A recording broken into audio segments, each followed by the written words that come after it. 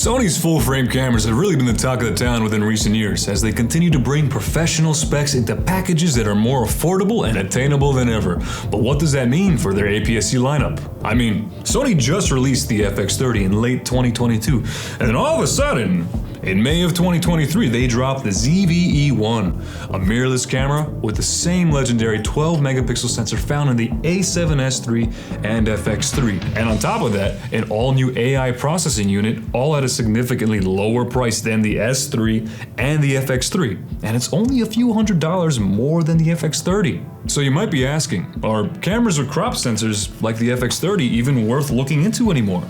100%. While the idea of a full frame is enticing and rightfully so, the FX30 is still a more than viable option, and for some applications and filmmakers, it's arguably better than full frame.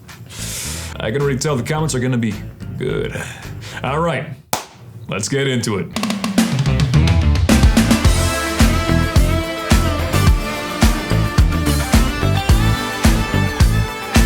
Starting off, we are talking glass here, alright? Shooting with the FX30 means you get the advantage of being able to utilize APS-C lenses. In short, this means you can get high quality glass in a smaller, lighter, and more economical package when compared to full frame glass. As many of you know, APS-C lenses can be made a lot smaller and lighter compared to full frame lenses because the image circle of a crop sensor camera is inherently smaller than the image circle of a full-frame camera. APS-C lenses can be constructed with smaller front elements, lens diameters, housings. Essentially, the whole lens gets to be smaller because it doesn't need to cover the image circle of a full-frame camera. And less material needed for the construction of these lenses means more money in your pocket. This also means if you're someone who travels a lot, does a lot of handheld or gimbal work, or is just someone that prefers to keep the size and weight of your rig to a minimum, the FX30 is a great camera to consider. While yes, the FX30 and the FX3 are pretty much the same weight and size, the magic comes with the drastic weight and size reductions that come with having APS-C glass, as full frame glass is more often than not way bigger and way heavier.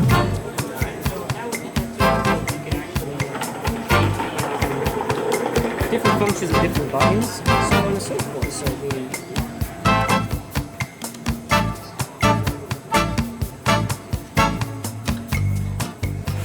take for instance these two Sony G lenses. On one hand you have a 70 to 300mm full frame, on the other a 70 to 350 APS-C.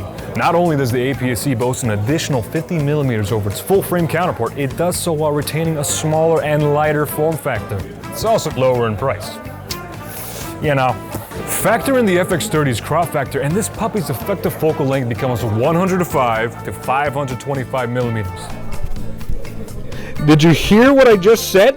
That's right, ladies and gentlemen. Crop sensor means crop factor, which means longer effective focal length on all lenses. Shout out to all my wildlife videographers. In the FX30's case, you are getting a crop factor of 1.5 times, hence the jump from 70 to 350mm to 105 to 525mm with this lens. I mean, just try to visualize the kind of lens you would need for a full-frame camera to replicate that large of a telephoto focal range of 105 to 525. It'd be like a spaceship. Okay, maybe that'd be a little bit of an exaggeration, but the point is it would still be much larger, heavier, and more than likely way more expensive. So, if you're the kind of shooter that wants as compact as a setup as possible or could benefit from retaining a low profile for wildlife, events, weddings, and so on, all while still having incredible telephoto ranges, the FX30 is definitely something you should be considering. The high quality lens options that are available that produce a minimal footprint at a minimal cost really make something like this just hard to ignore. Also, one more thing I want to throw in there. You also have the entire realm of full frame lenses that exist that you could just as easily throw onto this camera if you wanted to. I mean, no one's gonna stop you. This means you get way more options for lenses on the market with the FX30 as you would with a full frame camera. A full frame camera with an APS-C lens just doesn't really make much sense. I mean, you're cutting off a good chunk of the usable sensor and you'll get a bunch of vignetting. So, now we're really getting into who this camera is for, and that's really what this whole video is kind of about. We've already established that individuals who work a lot within the telephoto ranges or want a compact/lightweight setup, or both, could greatly benefit from something like the FX30. But why else would you want this guy over something like the FX3, the A7S III, or the ZV-E1? I'm gonna go on a bit of a tangent here, but bear with me here because it all comes full circle. As you may know, the FX3 is an extremely powerful handheld cinema camera that is chock full of amazing features that is directly designed for those in the world of professional video. Now the ZV-E1 on the other hand, Sony's latest full-frame camera, features the exact same sensor as the FX3, meaning you can essentially capture the same amazing video that the FX3 can, however at a significant price reduction. Even so, with their pretty much identical image quality, these two cameras are designed for two different kinds of shooters in mind. While the ZV-E1 is tailored to fit the needs of those who are more vlogging or social media oriented, the FX3's features like the inputs, outputs, tally lights, built-in fan, mounting points, etc. are directly designed for those who are working on professional productions. Now these features really are necessary for something like short-form social media content or vlogging, and just doesn't justify investing the capital into something like the FX3 unless you are a video professional, which if that is the case, these features really pay for themselves, as they save time, simplify and enhance professional workflows, and greatly reduce the amount of headaches that naturally come from working in the professional video industry.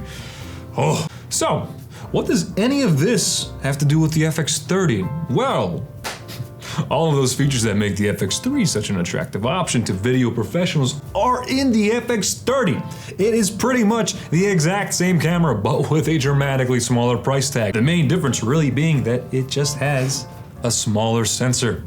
This makes the FX30 a phenomenal option for anyone looking to begin their journey into the realm of professional video creation, as it has all of the cinema goodness that makes the FX line so great, all at a not so cinema camera price.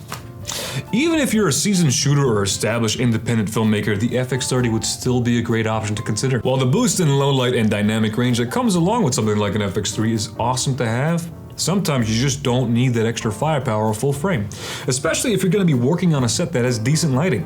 And if there's one thing that most productions place heavy emphasis on, it's having good lighting. Now, if you're thinking how can it possibly be considered a professional cinema camera with only a Super 35 crop sensor, stop that. Super 35 is a cinema standard and has been used and is still used to film some of the biggest productions in the world. I guarantee you, some of your favorite movies have been shot on a Super 35 camera. A smaller film format, or in this case a smaller sensor, does not inherently mean a compromise in image quality. In fact, the FX30 is more than capable of producing stunning imagery in all conditions.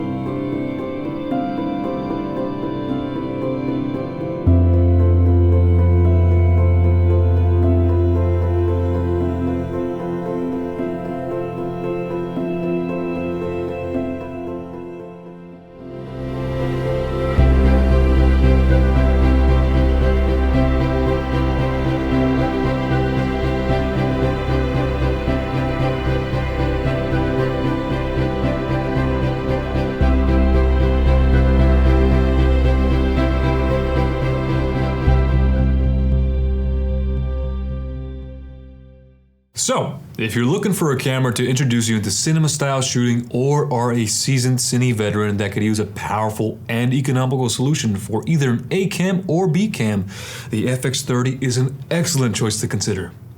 I'm Step with B&H, and I'll catch you next time.